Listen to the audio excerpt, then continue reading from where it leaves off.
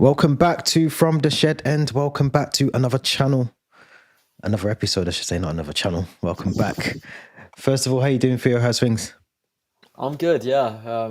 Friday, sun is shining in London. I feel like it's the last little bit of the last glimpse of summer we'll be getting before autumn properly takes over. Um, Looking forward to Premier League action back over the weekend. I did enjoy the Champions League, despite the result against for Chelsea. I did enjoy the matches, and even though I did enjoy the Chelsea match to a certain extent, I'm sure we're going to get into all of that in a bit. But how's your week been so far? Yeah, it's been good. It's been good. Been busy, productive, usual stuff in and amongst kids, football training, football matches, and all the rest of it. So got to go back to Goodison Park last Sunday, which was actually interesting. It's a shell of its former self, even though it was a shell in the first place. But the WSL game was there, Everton versus Tottenham. Good match, to be fair. So yeah, it was good to get back to Goodison and just. Although the food's gone poor there. The food wasn't the best in Goodison Park, but it's gone even worse. I don't know how you can go from it being worse. But anyway, we're here.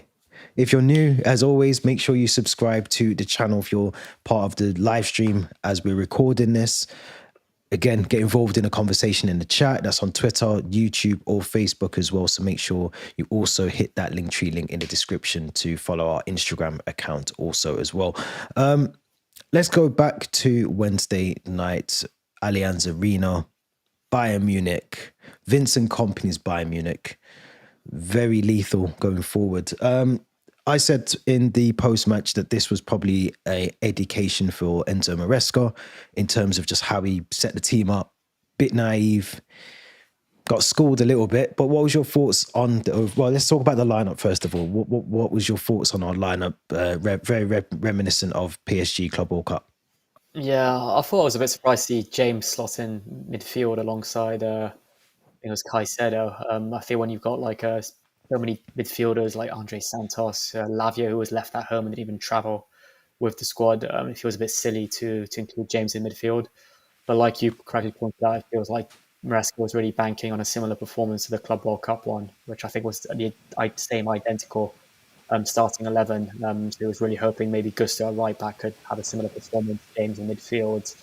But in truth, it didn't really kind of work out. In the last 20 minutes, I thought we looked really, really sharp.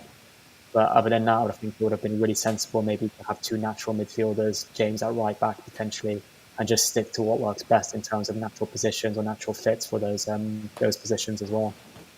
Yeah, it just didn't seem. I said it the other day, or maybe even yesterday or the day before, that I feel like sometimes you can't set your team up to play exactly how another team particularly plays. You know, PSG play a certain way, Bayern Munich play a certain way. I would expect us to be a lot more attacking going forward against, you know, the likes of Leeds United or Lincoln City in a couple of weeks' time. But I just felt, you know, this almost carbon copy. I think Colwell was probably the only change, with obviously the injury to Colwell, that would have brought in Chalobah on a come who started in the Club World Cup. But it just didn't give us enough in that midfield. You know, I felt like we almost wasted an opportunity to play Santos in this game on Wednesday because we played Reece James there, who was ineffective for me. He didn't really impact the game. You know, he gets subbed off.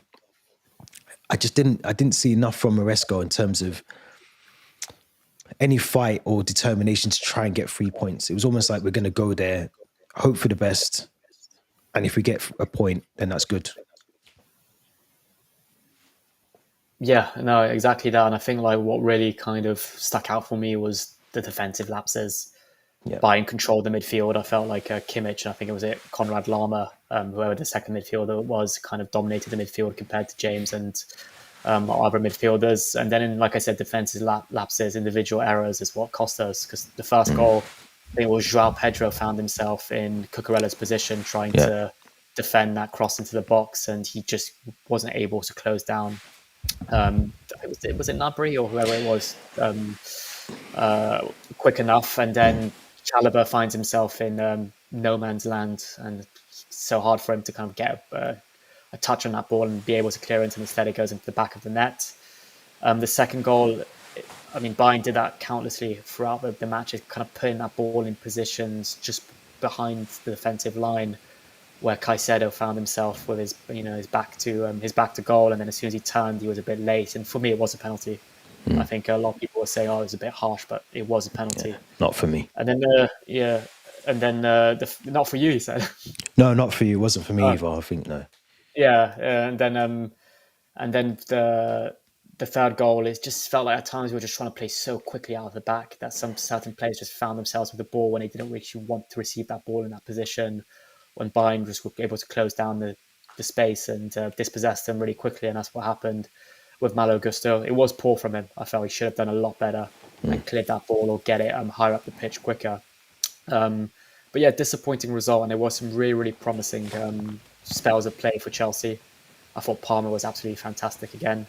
Andre Santos, when he came on, was fantastic as well. Robert Sanchez put in another really brilliant performance, and it could have been 5 or 6 for Bayern if it wasn't for Robert Sanchez. But then we do have to remember, this is why I don't want to overreact about with this defeat. This is, I think, only maybe Chalobah, Enzo, and perhaps Reece James are the only ones that would have played Champions League football before. Perhaps maybe Enzo Fernandez, if I mention him. A lot of those other players would have been playing in this competition for the first time. And maybe that pressure does just kind of get to you. And it's not an easy game to just ease your way into the Champions League. It's Bayern Munich at the Allianz Arena. Yeah. There was a lot of kind of pressure in the build-up to the game with all the throwbacks to 2012. But yeah, in truth, I think Bayern deserved the win. And when you kind of have clinical players like Elise, Kane, and you give them the ball in positions where they can do what they do best, then we're going to get penalised, and we're going to get they're going to score goals against us, and it's going to come to bite us. And so yeah, difficult game, but overall, I think we shouldn't be overreacting. I agree with that. I think I said before the game that we should have won the game. I said after the game, it actually wasn't that bad of a performance.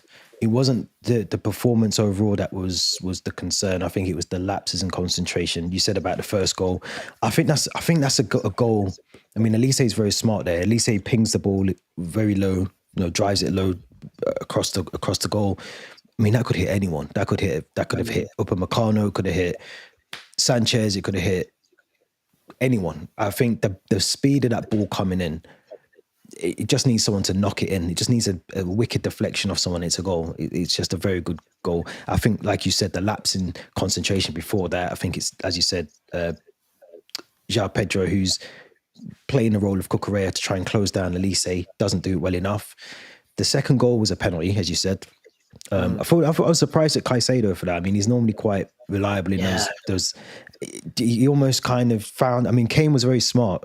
Actually, we have to credit Kane for that, because we know he likes to play his back towards goal, and he was very smart in the way he used his body. He made Caicedo end up on the wrong side of him, so he felt like he had to make that challenge. So it's just good football. It's intelligent football from a very intelligent striker. Yeah, 100%. Like you kind of said, like you wouldn't really expect Caicedo to give away those fouls. Usually he's so good at getting the ball or getting a toe to the ball, but in that case, he found himself in a position on the wrong side of Kane, and you can only just credit Kane for doing what he does best, which is scoring those types of penalties and winning those types of penalties as well. But yeah, lapses in concentration, frustrating really. I did think Sanchez was fantastic, particularly that save. He was. I think the second half, wasn't it, when it's almost like similar to the one Palmer had against Brentford, where you just expect the ball to be in the back of the net, but somehow Kelleher against Palmer, in this case Sanchez against Bayern. But if anything, Sanchez one was better because it was just the outstretched hand that really got to it. So he's definitely something he's really improved on in the last couple of months is making himself big in those positions and making his presence felt. Distribution's also getting better. I feel like he's kind of like having this kind of want, or maybe he's practicing it at Cobham, is these really low balls, not so much high, not so much like touching the ground, but just above ground level, to really just almost cut through or slice through the midfield and hopefully find its way to a Pedro Neto, to a Palmer, to a João Pedro. A lot better at commanding his box, and I feel like it's something he's always been good at, but maybe before it was just seen a bit more as arrogance, whereas now it's actually you can actually tell he's getting better at his communication with his defenders. I feel like you see him at corners and set pieces. He's a lot more communicative with his defenders, telling them where to be, where he wants them to be. So yeah, I feel like Sanchez's improvement is something that maybe Chelsea's fans don't always want to speak about, but I feel like credit where credit's due, and this time it's worth praising him for it. Definitely, 100%. I think the scoreline could have been a lot worse. You know, it could have been a lot worse. And I think with Sanchez as well, you can see why he's annoyed at someone like Malo Gusto. And I don't think it's just Malo Gusto who's at fault for that. I think it might have been Chalobah who plays the ball to Gusto. And it's almost two errors in one. You know, Chalobah has to use his brain and think, actually, this isn't the pass I need to make right now. Maybe you do go long. Maybe you just try and find the striker. But you're putting Malo Gusto, who's already under pressure. I can't remember who it is that intercepts the ball from Gusto, but they're already on top of him before he receives the ball. So that clearly isn't the pass to make. Just ping it forward. Get it forward. I love that we all want to try and play out from the back. We all want to be the team like Pep. But sometimes you've got to just go long ball and you've just got to get it over the top and look for the striker. We don't always have to play out from the back. And, you know, the free cost and the Brentford was the same. You know, those 2 goals were avoidable against Brentford, and to concede 5 goals in the space of 2 games, and we could have avoided all 5, or at least 4 out of 5. Defensively, we've got to be better. But I agree with you. Sanchez has been someone who, you know, we've all had criticism over the last year or so about him. Distribution, not being able to save. But he's definitely improving. I still don't think he's the level that we need to go win the Champions League or to win the Premier League. I don't think he's that level of goalkeeper, but he's certainly improving. And I think if he can continue to improve, there's nothing to say that we can't go on a good run of form. Yeah, definitely. I feel like I know Donnarumma's had a fantastic start life in Manchester, but as things stand, I think the goals we've conceded you can't blame those on Sanchez. I feel like, and the fact not many Chelsea fans are actually pointing their fingers to Sanchez shows that he's actually had a very kind of decent couple of games, or very decent start to the Premier League. Maybe only the goal against West Ham, I would fault him for that. I felt like he could have definitely done better.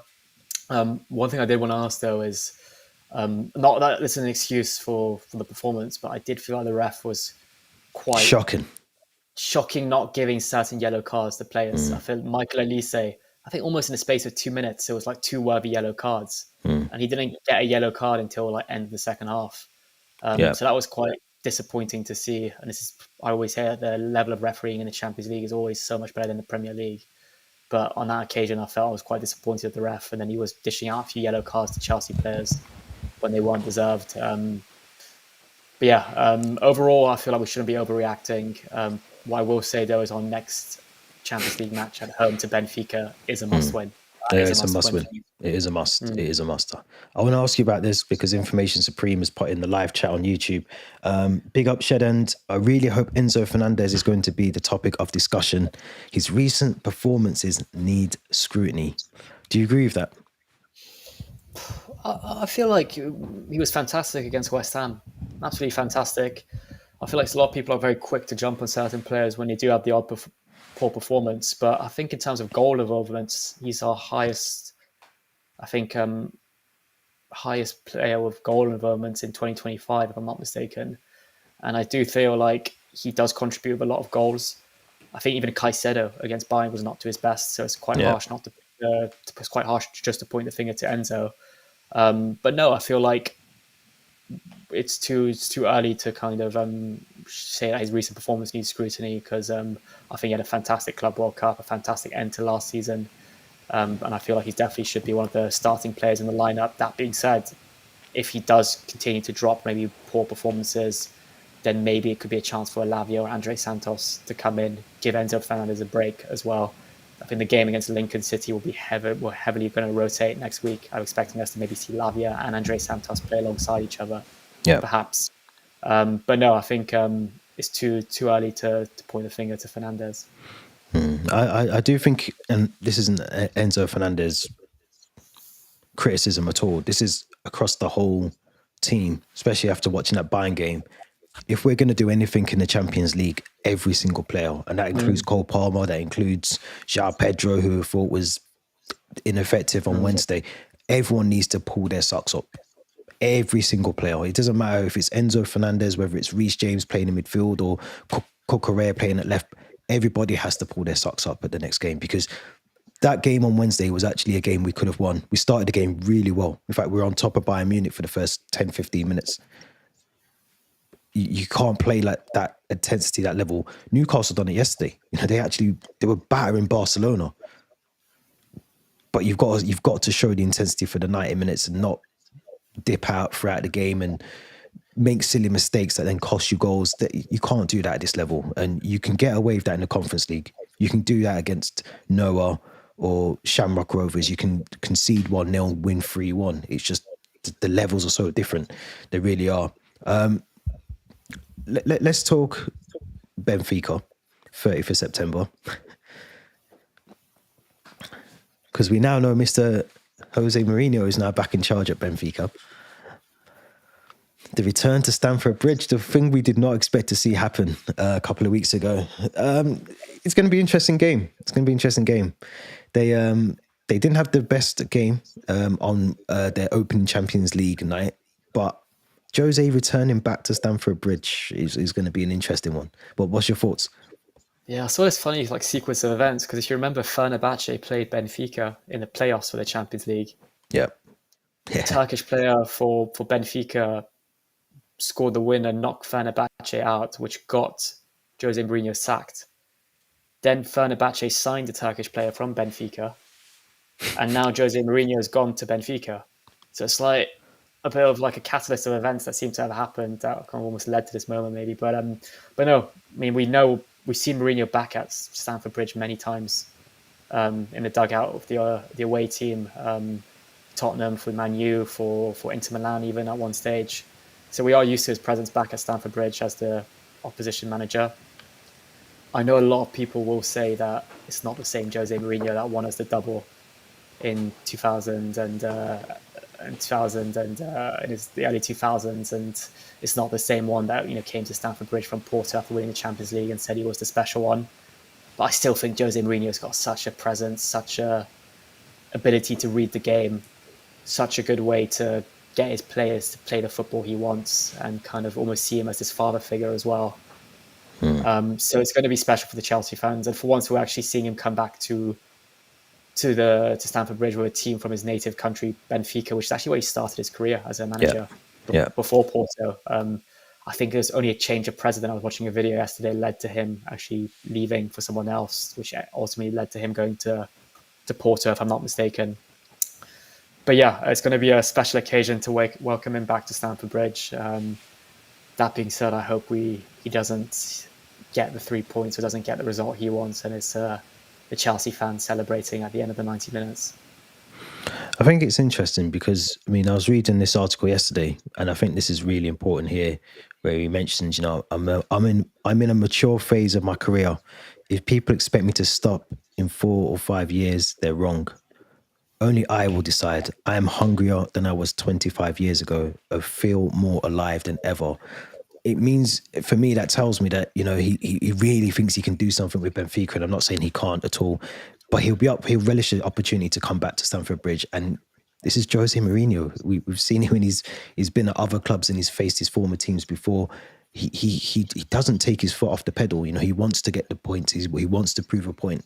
I generally think it will be I think that game has become more difficult than it was 2 weeks ago when the fixtures were announced. Yeah, 100%. You much rather be playing a Benfica still under the management of Bruno Lage than Jose Mourinho. And that quote you just showed, he's hungrier than ever, is so apparent. When he won the Conference League with Roma, you could see how much it meant to him. He's been away from the Champions League for quite a while now, probably not since he was managing Manchester United, perhaps.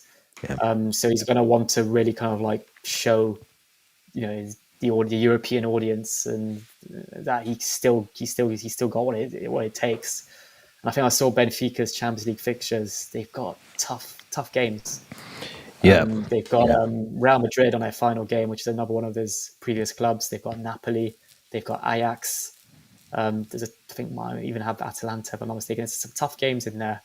So he's going to want to definitely get some results, and if he can get a result against Chelsea, I think it will also show him that his Benfica side can still compete at the highest level, and also he's still got what it takes to be seen as one of the best managers in Europe as well.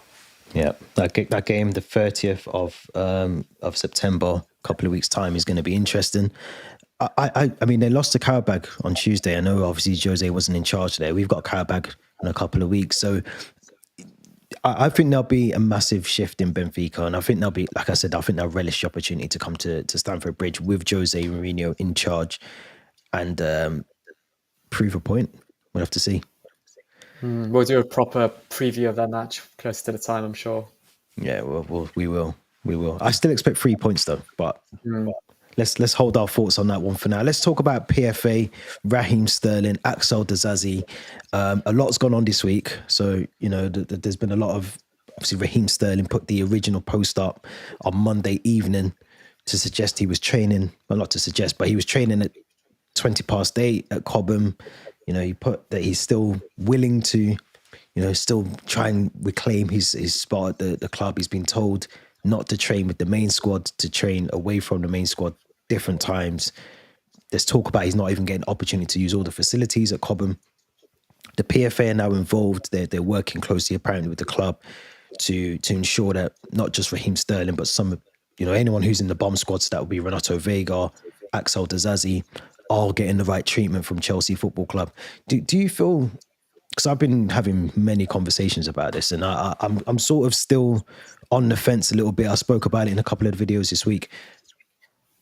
I can't decide which side of the fence I want to sit on, because I feel at times that, he's been really handled badly. We spoke about Ben Chilwell, the same. But then on the flip side, there were offers for Raheem Sterling. Clubs wanted him. He could have moved to another club, and he's still training, and he still earns a nice sum of money every single week. How do you feel about this? Do you think that Chelsea are in the wrong here for not allowing him to train with the main group?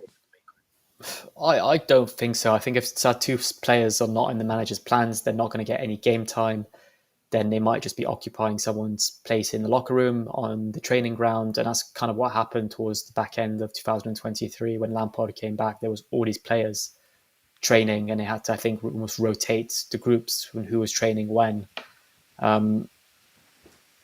I feel like it's a tough one for these players to be in, because there were clearly offers from Turkey, from Saudi, from other clubs. Seems like Sterling, being London born and bred, he wants to stay in London, he wants to stay in the UK. And he clearly didn't want to move abroad. Maybe he prioritized his family's situation over his footballing career. He's on big money as well. But I also feel like, from what I think was Renato Vega mentioned recently, that not once did he speak to Maresca this summer, and that all the players were, I think it was Broja, Gilchrist, Disasi, Sterling, Datro Fofana, they were all kind of in a separate kind of area of Cobham, no contact whatsoever with the first team, not able to use the first team facilities. So they were almost like isolated and exiled from the entire first team squad. And it seems like now the PFA's gotten involved and is in talks with Chelsea over the handling of squad outcasts Raheem Sterling and Axel Disasi. Yeah. So it's kind of like you kind of said, I'm a bit struggling to see which kind of like side of the fence I sit on, whether I'm backing these players to be like, no, this is unacceptable behavior, they should at least be able to train with the first team. Or if on the contrary, I'm telling myself, where they got opportunities to go abroad, they got opportunities to focus on their football careers, revive their careers elsewhere. It's a World Cup year. We've got the World Cup next summer. Are these players really that keen to get into that World Cup squad and get game time? And from what I've seen, it doesn't seem like they're that fussed. Maybe they're happy with the London lifestyle, with the wages they're on at Chelsea. Sterling's not keen to learn Arabic and head out to Saudi. Disasi's not keen to go to Besiktas in Istanbul. So yeah, it's kind of a tricky one. But I also know that Chelsea are quite ruthless with this approach. We've done it before. I think when Anelka and Alex were transfer listed, they got isolated from all first team trainings. Whereas you look at other teams like, I think was it Lookman at Atalanta, he's back in training now with Atalanta. Yeah. Despite being told, he telling the team he wants to leave, and he didn't get his move away. So it seems like all is forgiven there now. Whereas on the contrary, not all is forgiven with these two players and with the management and the club. I suppose one of the things, before I start reading some of this article from this morning's press conference, but I suppose one of the things is, have they done anything wrong to be moved away? I'm just sort of putting a shoe on the other foot here. Have they done anything wrong for them not to still train at the same time as the rest of the boys are training. Have they done anything wrong where they aren't allowed to use the facilities? I suppose, let's talk about it from a non-footballing world. If we were turning up to work and you were told, actually, you work in an office, but you're not allowed to use the laptop, you got to handwrite everything. Is that, I suppose, is it kind of that sort of scenario where they're still expected to turn up and do a job, but we're taking the correct tools away, but we're still giving you some tools to use to do something? Is it that? I'm just putting the show on the other foot to play the other side of the argument, I suppose, around that. I'm still sure the common facilities are still very good, whether it's academy facilities or first team facilities. I think a player that's kind of had the career of Raheem Sterling, who's played at the highest level for so long and has played for some of the best teams in the Premier League, he will probably feel very disrespected by everything that's happened. Credit to him, he's never really spoken out about it. He hasn't posted anything cryptic on social media. But I genuinely feel like he's very, very settled around Cobham with his family in Oxshott or Surrey. And he's kind of wanting to really focus on what his family's best for his family, then his football career at this stage. And it's not easy. I mean, one thing I will playing devil's advocate with these footballers is, you're told one day you're part of the first team plans, and then the next day you're told, like, you're going to Saudi, you're going to Turkey. It's not just as simple as that. It's almost you're relocating your whole life abroad. Yeah. New culture, new language, new manager, new teammates, having to find new schools for your kids. It's a silly example, but I watched this Married to the Game documentary on Amazon Prime recently, and it's all around like Riyad Mahrez's wife having to adapt to life in Saudi Arabia, and it's not as easy as people would think. So there's a big culture shock aspect to it as well. But then these footballers' careers are quite short. Some of the best players only get 15 years footballing careers. So if he really wants to prioritize that and get into that back into Thomas Tuchel's plans for the England fold, then maybe he should have done that for a year and then maybe gotten a move back to the Premier League afterwards. Who knows? I think this interesting quote here. It was Enzo Maresca was asked this morning in the press conference ahead of the game tomorrow against Manchester United, and he was asked about whether the PFA are right to step in as Sterling and Zazie not getting the right treatment, and he was like, they're getting the right treatment. But I thought this quote here was quite interesting. My father is 75 years old, and for 50 years he's been a fisherman, working from 2 o'clock in the morning until 10 o'clock in the morning.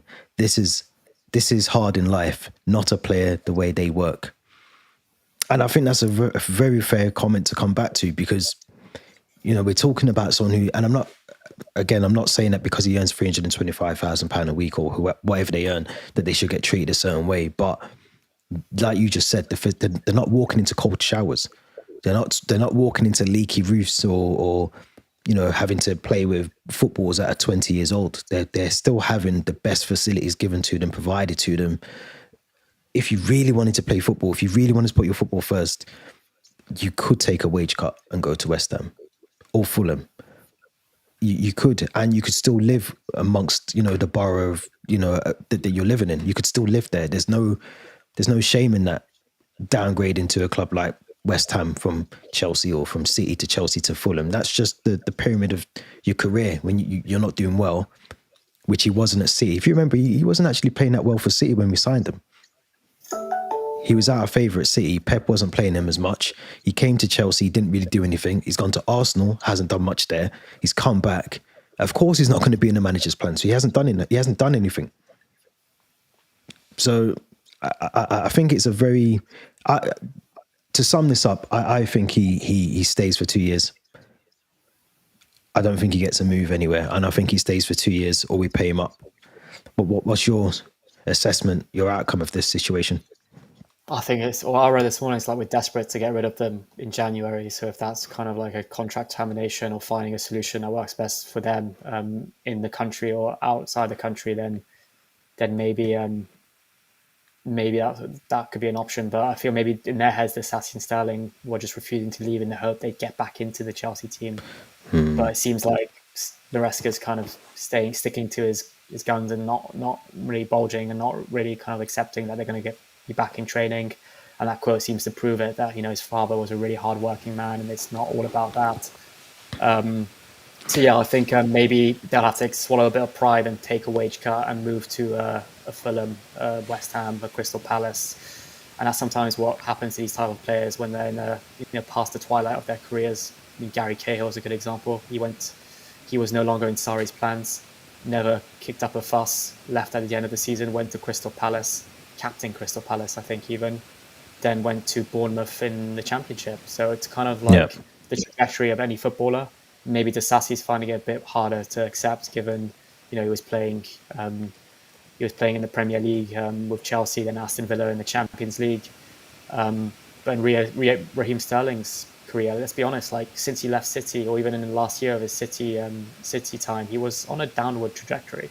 His performances weren't necessarily improving, and there were moments of magic at Chelsea, some big goals he scored for us, but he never actually showed anything to make us think he's worth us paying him £325,000 a week and make us think that he's better than a Pedro Neto or Cole Palmer, an Estevao now, who's got so much like promise and supposedly could be one of the best players in the world. Who knows? So yeah, I think January is going to be a big deciding period for the two of them, and also what the club decides to do come January 21st if they're still contracted with the club.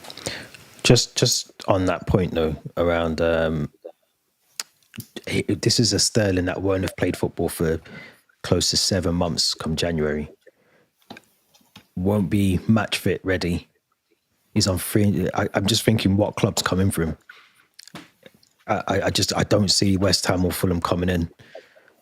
I don't see him moving to Saudi or Serie A, and he won't have kicked a football competitively for 7 months.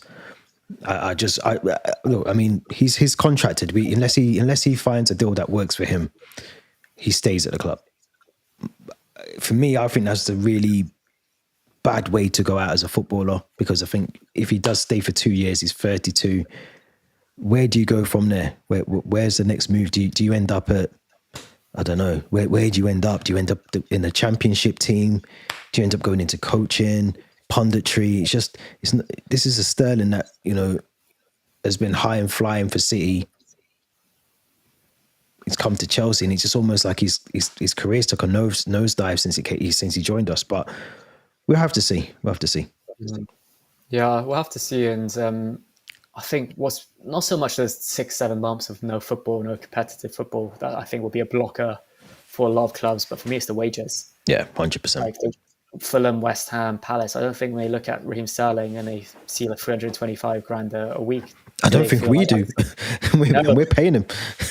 Yeah, so it's a real struggle for a lot of teams, and that's why I think probably Saudi are the only ones that be willing to pay that. And but then I think Sterling's just really reluctant to move to the Middle East. I agree with that. I agree. Let's move on. Let's talk about October 11th, 3 p.m. Chelsea legends return to the pitch at Stamford Bridge for the first time since 2023, taking on Liverpool legends. I'm gutted. I don't think I've even told you this, but I can't even make the game. I know, I'm gutted. I haven't even. I can't make the game. I've got family commitments, but it's looking like a decent. I mean, this squad that we're pulling together here would probably do a number on Man United on Saturday evening. I mean, this is a decent squad for anyone on the audio version. I mean, this has got John Terry, Eden Hazard, Katie Chapman, Gemma Davison, Joe Cole, Marcel Desailly, Petr Cech, Diego Costa, Gianfranco Zola, Carlo Cotticini, Ramirez, Solomon Kalou, Ida Gudjonsson, Frank Sinclair, and William Gallas. I think there's a few more to add to this list as well, if I remember correctly. Roberto Di Matteo is coaching the legends. This is a squad. It's a really good squad. Yeah, I'm looking forward to this one. I've got my tickets in the West Lower for this game. I love a bit of football during the international break, whether it's a legends match, a charity match. Very similar team to the Chelsea legends that played Bayern Munich in, I think it was in September 2023. And probably a lot of familiar faces to the team that would have played Liverpool, I think, back in March at Anfield in that Legends game. But the one name that I'm so excited to see back at Stamford Bridge, back in a Chelsea shirt, is Diego Costa. Just because he was such a character for us. He was probably our best number 9 in a very, very long time. Last number 9. Last number 9, yeah. It's been a bit downhill since then. And to see him alongside the likes of players that he would have played with, John Hazard. Terry, Eden Hazard, Ramirez, it's going to be so exciting. The guy probably still doesn't speak any English either, which is going to make things even more funny. And you just knowing Diego Costa is going to try to get into a scrap with one of the Liverpool legends, Of course he will. cause a bit of a stir. But yeah, I'm excited for this one. It's all for a good cause as well. It's for the Chelsea FC Foundation. Yeah. So anyone who hasn't got their tickets, I'm sure there's still some tickets available. But definitely a game you won't want to miss. I know that I think they'll probably only play like 40-minute halves, maybe, or it's usually quite shorter. Yeah. But yeah, really excited for this one. I mean, Eden Hazard back in the bridge is always special. I think he played in Soccer Aid a year or two ago as well, and he scored a decent free kick. And then you've got guys. I think Gary Cahill has also been confirmed. Since I think this is a couple of days old. So it might have been updated since then. But like guys like Terry and Cahill, they've still stayed fit since retirement. Yeah. So they'll be right up for this one as well. Yeah, I think John Terry was playing I'm sure it was the rest of the world game the other day. I'm sure against Portugal. Rest of the world legends against Portuguese legends. So they had the likes of Carvalho, Quaresma, Petr Cech. Good squad. And I think in Korea there was another legends match with Hazard, Drogba, Figo, and all those other legends. Yeah. Look, I didn't know it was on, but I saw clips of John Terry rolling on the ground with one of the other players. But no, this should be a good match on the 11th. I'm gutted. I can still probably make it, but it's a push at 3:00. So, but no, as you said, good cause. Chelsea FC Foundation, Chelsea's Player Trust as well. If you haven't got tickets for the Chelsea Legends game in a couple of weeks' time, make sure you head over. As you can see, there is a link on their website right there. So if you hit that link, it will take you straight to the tickets for the match. Speaking of matches and important matches, we have not got the best of records at Old Trafford, as we know. And I don't like 5:30 kickoffs, as we know. But this is a game, Ruben Amorim's Manchester United. If there's a better time to, and I'm sure we said this last time we played them. In fact, I remember saying it when it was Ten Hag. I'm sure Ten Hag was there. No, so last time we played them at Old Trafford, it was Ruud van Nistelrooy. Okay, sorry, period. Even worse. I remember us saying that was the time to play them. But this feels like the time to play them this year. What's your thoughts going into this game? Every time we do the Man U Chelsea previews, I always share the same statistic. That always annoys me because every season I hope I don't have to say it anymore. But we have not won a competitive match at Old Trafford since May 2013. Juan Mata scored for us. We had Rafa Benitez as our interim manager. And since then, Mata's gone on to play for United, score against us. He's still playing now in Australia. And go out to Australia and play for two different clubs. And we have not won a match since then, May 2013. And that was that same match where I think David Luiz got, one of the Silva brothers sent off. I think it was Fabio. Yeah. So yeah, I feel like, and since then, I'd like to remind the viewers as well that they've been managed by Ole Gunnar Solskjaer, by David Moyes, by Van Gaal, by Mourinho, by Ten Hag, and we still haven't been able to beat them. So is there a good time to play United? I don't know. It just seems like maybe one of our bogey grounds now. But given how things are planned out this season, given maybe how we'll hopefully want to bounce back after disappointment in Munich on Wednesday night, given that we've got enough depth to cope in a squad now for multiple games within the same week, I think there's no excuses. We should be winning, given that Amorim now is on borrowed time, and supposedly there's this big plan to sack him during the next international break, and they're just waiting for a couple of bad results. Then this is the perfect time to play them. Sesko still hasn't hit the ground running at United. Mainu, their best player for me, is still sat on the bench. They're playing Bruno Fernandes in a double pivot in midfield. Delete looks like a shadow of himself to the Delete we used to see at Juventus and Ajax. We've got to be winning this game. But I think, as we said the same last season, I think it was a 1-1 draw. Yeah. Where I think Caicedo managed to get us an equaliser. But yeah, I think this time we've just got to hit the ground running. We've got to take our chances as well. I don't want this passage of 20, 30 minutes where we play well but we don't score, and then we let them score some jammy goal like against Munich. We need to make sure that we just get the result. And I love it if we just went out there and we beat them 3 or 4-0, and it's not like a nervy 1-0 watch or anything like that. So yeah, we need to make sure we get the 3 points in this game, and even a draw would feel like a defeat given the grand scheme of things. Yeah, I think based on how we played against Brentford, how we played against Bayern Munich on Wednesday, I want to see an improvement. I need to see an improvement from this Chelsea squad. There can be no excuse. I think this is probably one of the worst records we hold in the Premier League in terms of, not getting a win out of a team in nearly 12 years. It's unbelievable. It's unbelievable. We've got no excuse. We've got no excuses, and this is slightly different to the Bayern game and even to the Brentford game, because I think Brentford, they still potentially got a new manager bounce and all the rest of it. We know how bad Manchester United have been. They've been poor. They've been poor this season. They've been poor last season. They've been poor in the Carabao Cup, getting knocked out by Grimsby. There'll be questions asked after this game. There'll be questions asked because we have everything going in our favour. Yes, we didn't win on Wednesday night against Bayern Munich, but you could see the very first start of that game, 10, 15 minutes of that game, you could see the intensity, the intentions from Chelsea.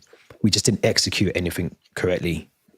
But I want to ask you a question, because I spoke about something earlier on this week around potentially changing, just slightly tweaking the formation, how we tend to see our team set up with the 4-2-3-1 and the 2 holding in midfield.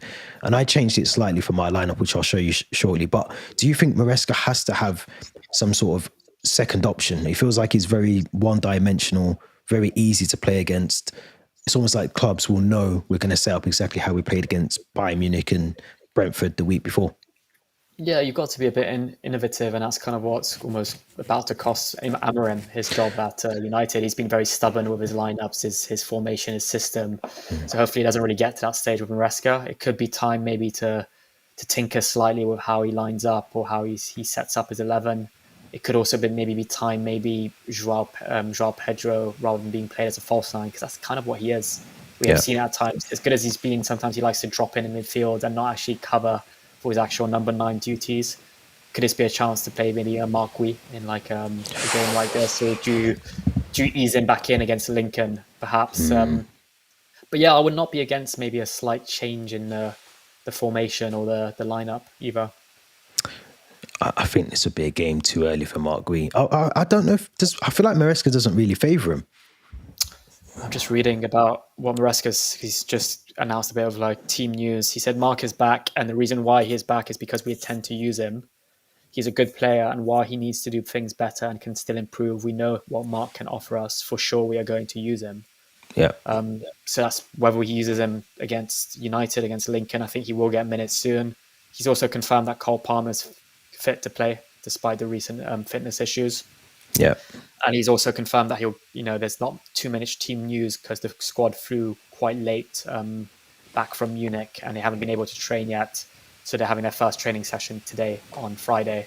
So I think that will give him a chance to assess maybe who's fit and maybe who's not fit. Could it also be a chance to maybe bring a Lavia back in?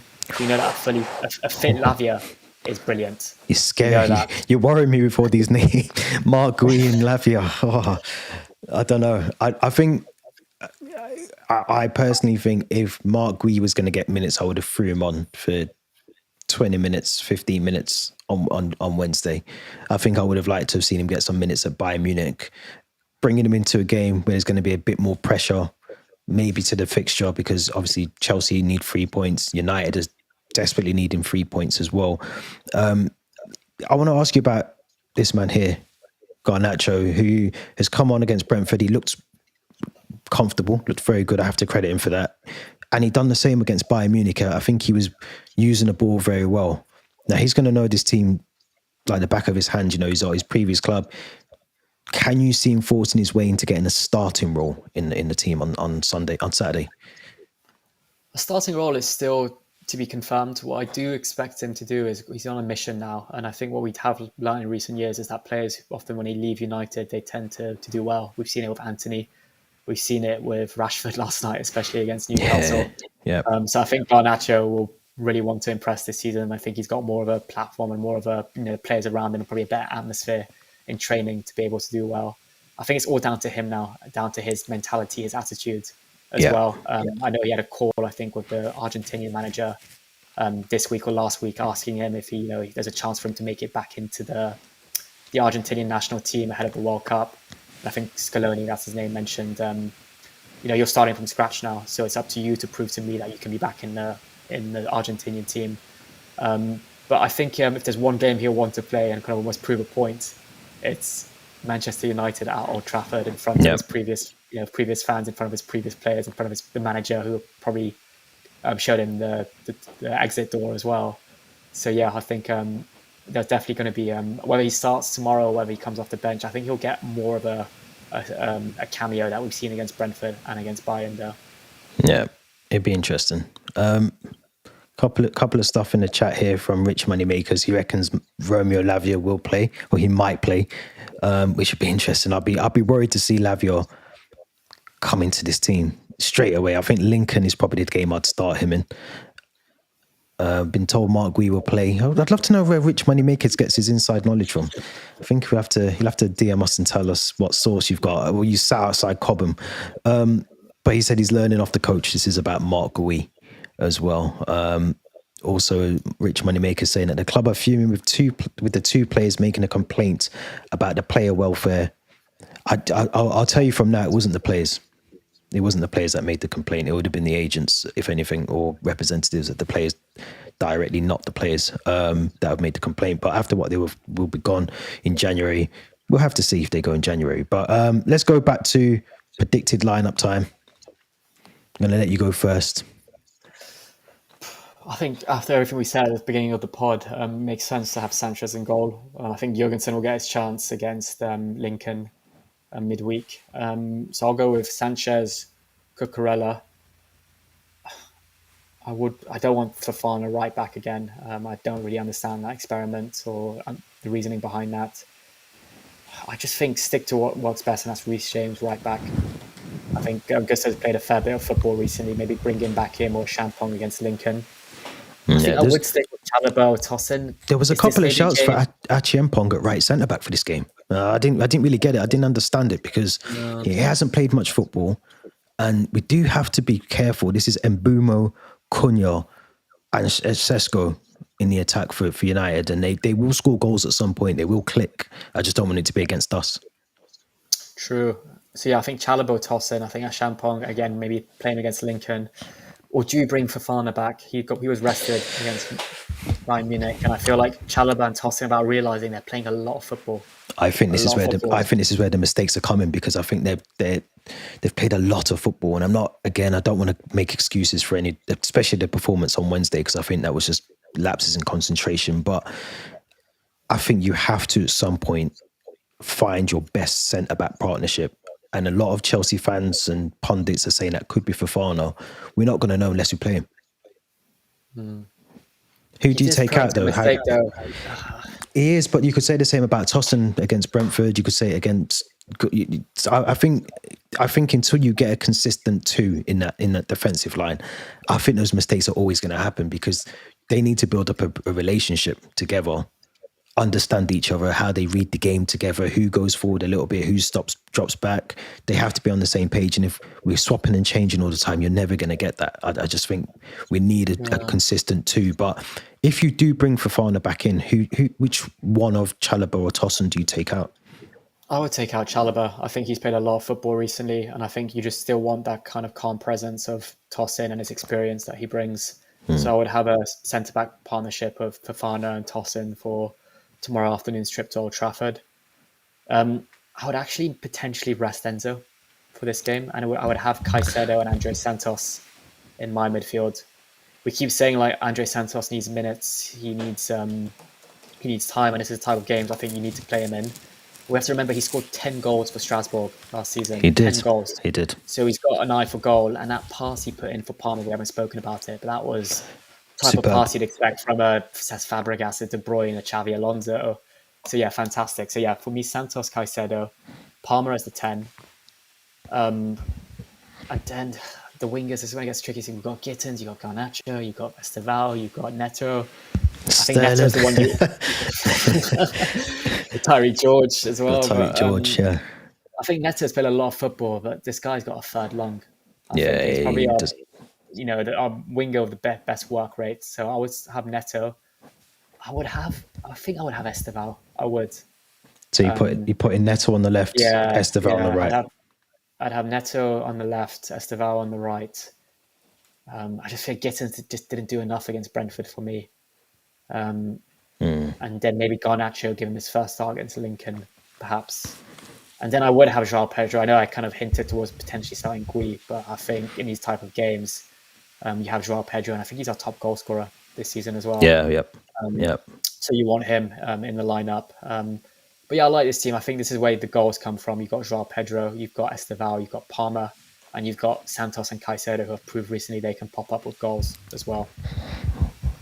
I like it, and I'm not against it.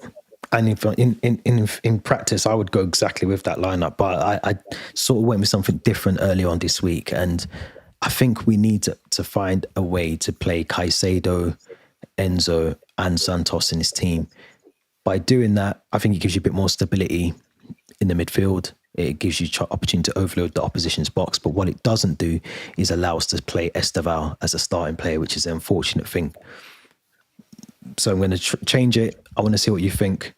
Now, I think we keep Cole Palmer in. And I think we put Caicedo here at the base of the midfield. I think Enzo comes in. I've changed this completely wrong. This is very similar to what I originally wanted. I think against Brentford, if I'm not mistaken. Yeah. So I think you have your two in midfield here. You have Caicedo that can do the defensive work, do the mopping up, support the two centre-backs as well. You've got Santos who can come forward. Enzo that can do the same, or one drops back and helps out, supports in that midfield. You could even drop it into a 2 and have him pushing up slightly higher. But I think if Caicedo's doing that, the job that we know he can do very well, Neto and Palmer, I think, are the two effective wingers that we know are consistent, can provide the balls to João Pedro. We have options with Esteval, who, unfortunately for me, I keep screaming on here that he can start games for Chelsea. He can, but I think if you want to win a game and you don't want to run him into the ground, bearing in mind he's still young, he's still adjusting to the Premier League, play Cole Palmer, play Neto and João Pedro. I mean, I would love to see this lineup. I think the free in midfield of Caicedo, you could have that as a flat 3 as well. You could have that just as a flat 3. And then have João Pedro also as a flat 3. There's so much more you can do with it, I think. And I think we lose a lot of our battles, a lot of our matches, because we don't dictate the midfield. We don't dictate the play. Even PSG, they had about 70% possession of the ball. Bayern Munich, they had 60% possession of the ball. We just don't have enough in that midfield, in my opinion. I don't know what you think. I'm not against this at all, actually. I like the idea of maybe Santos and Caicedo and Enzo kind of sharing the midfield responsibility. We spoke about at the start of the recording how the battle in Munich was lost in midfield for us. Whereas I think with these 3 midfielders, it's very hard to see us kind of coming second best on the pitch. We know that maybe if it's Casemiro, Bruno Fernandes, they don't have the legs maybe to get past a Caicedo, or if Palmer and Neto on the wings, they've got pace as well. So yeah, I'm not against this at all, and I think what I like about it, we've got plenty of options on the bench, midfield options in Lavia potentially, winger options in Garnacho, Esteval, Tyreek George, Gittins as well. Yeah. And hopefully as well, if João Pedro is relatively ineffective again, like he was against Bayern Munich, you could potentially introduce a Marc Gui if needed as well. And also as well, you can go back to the standard 4-2-3-1. You could bring in Buonanotte if you wanted to as well. There's other options. So I think Maresca has to think of something different. We're going up against the back 5 in Man United with, they're going to play, I think, Mazraoui and potentially Dorgu, I think, on the left of the wing backs. So we're gonna find it hard anyway. Hopefully they press up. That gives freedom to Neto, Palmer to run into space behind, leave the 3 centre backs exposed for Manchester United. So he has to do something. I think he has to do something different for me. If he doesn't, and he plays a generic 4-2-3-1, I think we lose the game before it's 5 o'clock. I did want to ask though, like, what's your kind of thoughts or feedback on Tyreek George playing as a false nine now against both Ooh, Fulham and Brentford. not for me. No. Not for me. I think he's a couple of things. I don't think he's strong enough. The physicality of him to play as a number 9, I don't think he's there. And I think he reminds me of a Calvert-Lewin for Everton, who will do all the running in the world. He'll chase everything down. He'll press, but he just won't make anything happen in that game as a number 9. And I just think he's very isolated. On the wing, brilliant. Put him on the left side. I think he can do a job, and he's a brilliant player. But this is where we shot ourselves in the foot a little bit, because we've let Jackson go. Yes, we've got Mark Wee back.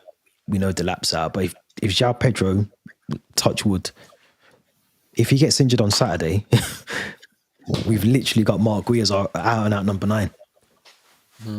So what do you think? Do you think Tyreek George can do a job there, or is he still got to learn a lot about the life of the Premier League as a left winger or left attacking midfielder before you become a bit more dynamic and flitter between the two positions? Yeah, it's exactly. I think like once he's maybe matured as a footballer, proven that he can be a winger and provide, the standard that we expect him from a Chelsea player, then maybe that's when you can start playing him in these kind of false positions. That's what I think Eden Hazard did a few times, Raheem Sterling did a few times, Pedro Neto did last season. But until then, I think just stick him to his natural position, let him learn there, and then eventually maybe play him as a false 9. And for me, the Brentford game just made no sense. You didn't even have Mark Wee on the bench, but then you were bringing on Tyreek George as a false 9. It just felt like Maresca was almost not running out of ideas, but maybe also that he's not really as big as a fan of Mark Wee. Is it a message? Well? Is it a message to the board? Yeah, was he maybe really hoping Jackson stays? Perhaps I'm not sure. But yeah, it's going to be interesting. I think maybe even Buonanotte could potentially play as a false 9 ahead of Tyreek George, you'd think. But yeah, I think there'll be massive alarm bells if João Pedro gets injured in the coming weeks. There'll be alarm bells if come 6 o'clock we haven't got 3 points. I'll be honest. Yeah. This is the one time where we can't say Enzo Maresca's new into the role. We can't say that he doesn't have a striker, because we can see that João Pedro can score goals. He's got a good midfield of whether that's Enzo, Caicedo, or Santos including in there, and Lavia. Wesley Fofana's back. I can't see how we don't score goals in this game, and I hope this is not the game where Manchester United's free of Mbeumo, Cunha, and Benjamin Sesko suddenly click and they score 3 goals. Nah. I mean, I'm a bit worried. I mean, I know that history doesn't repeat itself, but it often rhymes, as Mark Twain once said. So I just feel like something about this game is just, we're not going to get the 3 points. So my prediction is actually a 1-1 draw. I wouldn't take a 1-1, but I've just had a flashback of Frank Lampard, and I think it was 4-0. And I can't suffer a 4-0. If we lose this United team, I think that'd be more embarrassing than the actual fact we've lost. For me, this is a really bad. This is a very toxic, stubborn United team that doesn't change its ways. This should be one of our easiest games. We know how they're going to set up. We know what their weaknesses are. We know how to exploit them. This should be a relatively straightforward 3 points. And that's not me being biased or me trying to, say that we're better than we think we are. This is just United are very badly set up tactically. They don't change. This should be 3 points. Yeah, I mean, even Burnley was it a couple of weeks ago. They almost got a draw and managed to score 2 goals there. Yeah. What will be interesting is what goalkeeper starts for Manchester United as well. They've got rid of Onana now. They've got Bayern. They've got this new Belgian youngster, Lemens. I think Bayern starts. I think Ruben's trying to give him an opportunity, and I don't think he'd want to throw Lemens straight into the firing line. I hope he does. Let's hope he does, but I can't see that. I think it'd be Bayern that will start. But we have to exploit Casemiro. Agate's not been brilliant for them. Fernandes hasn't been brilliant for them. Mason Mount's injured. I think Mbeumo actually is injured. Or Cunha. One of them's injured. there's an injury. Yeah, I think it's Cunha, whether he's going to be fit for this one, but I think he's missed the last few games, hasn't he? Yeah. So, yeah, I mean, look, just looking at the injury tables now very quickly. So, Diego Dallo's out. Lisandro Martinez is out. Mason Mount, we know, is out, or potentially could be back actually. But Cunha is out with a hamstring. We've got Badia Shield potentially out. Lavia maybe out. Cowell, as we know, is out. Asugo, we know, out. Delap is also out for us. So you went for 1-1. I'm gonna go 2-1. I'm gonna go 2-1 Chelsea. I did get Wednesday's right. I just chose the wrong team. I did say 3-1. So theoretically, I was correct. I don't think I got to record with you, but I said 1-1 on the app. Yeah, I felt like it's type of game where I was a bit, I'd take a draw in this before a ball's kicked. But yeah, I definitely both got that one wrong. Yeah, definitely it was a bad one. Let's erase it. Let's do the Men in Black thing and just press the thing that they do in Men in Black. But Rich Moneymakers again in the chat is saying that defeating Germany might help us beat this United team. Let's hope so. They are pushing players back from injury for this game, according to my sources.